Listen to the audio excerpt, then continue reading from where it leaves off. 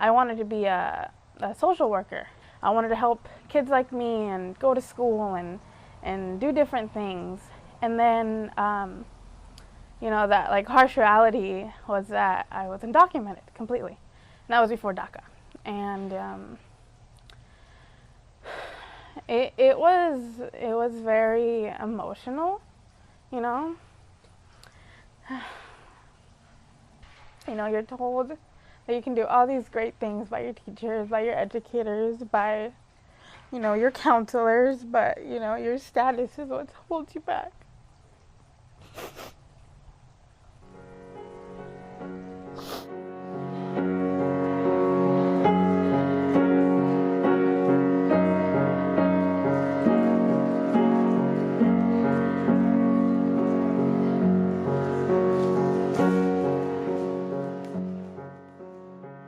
I was really young, and I remember always asking, "Where's my dad? Where's my dad?" And that's when my mom took the initiative to come over here. He came here 3 years earlier than we did to find a better future, a better life for us, and just to have an education and have a different quality of living because of how things were back in Mexico. I started elementary school in Salem, and I grew up knowing the language after some time of learning and the culture, the customs, and I played with other kids just like any other kid would. I fit in with them, I really grew part of this culture with me. I started growing up, and I felt the pressure from my family telling me, hey, you can't disclose, your status or our status at all. And, it was very, it was a culture shock just because, you don't talk about those things at school, and people don't usually have a problem with that. But it was difficult just because I knew I wanted to do things, but I knew that that held me back some way. I was really young at that time, so it wasn't affecting me as much as it did when I was in high school. It was in June of 2012, and I was a senior in high school, and I was able to apply for that permit. And thanks to that, I was granted a temporary work permit, which gives me access to be able to drive legally, to be able to work legally, to have a social security number, and just protection from deportation. And that was the biggest step there to, fulfilling this American dream that we want to have.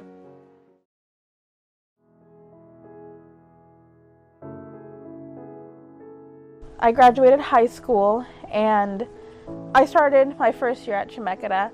I really had no real preparation from high school transitioning to college, just because, in my status, it's not that it's not doable, but it was just so hard to talk about that. And can you trust your counselor to give him that information about you?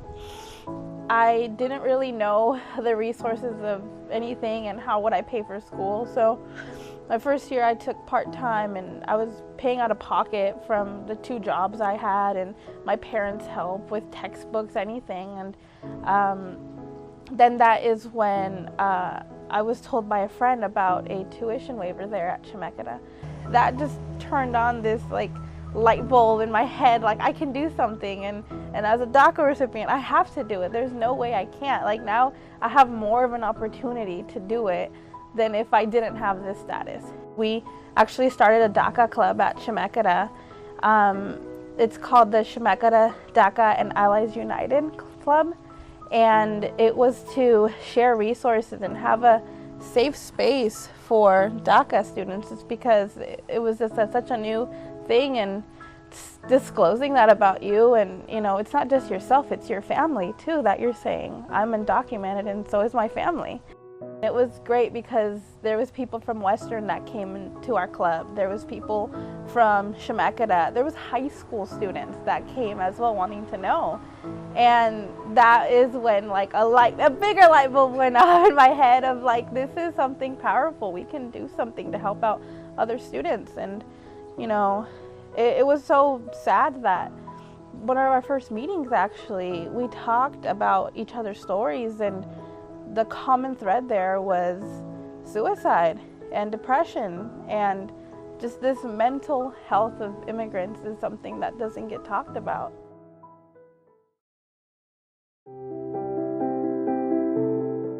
With my transition to OSU, I knew it was going to happen eventually, but I didn't know how. There's limited scholarships you can apply for just because a lot of them you're needing financial aid, and I can't apply for financial aid. I don't get that kind of benefit. I was just trying to work another job to try to save up to come here and try to find resources and scholarships, and I took the year off. It was last year, and it was then after the elections when they asked me to do this interview with the Barometer, and we did the interview. That was December, and this was after the elections, and I was just scared because I knew it was going to be self-exposure, and like I felt like it just went back to like when I was younger when I didn't want to self-expose. And it was in January when the paper was published, and that paper changed my life. It really did.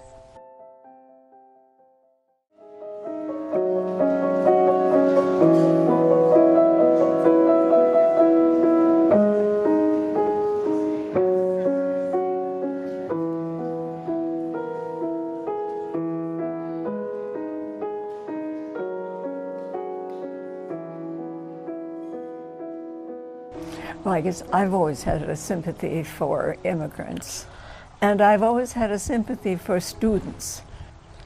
I wanted to help make it possible for Priscila. If she has the aspiration and the dedication, then she should not suffer from a want of the means to pay for it.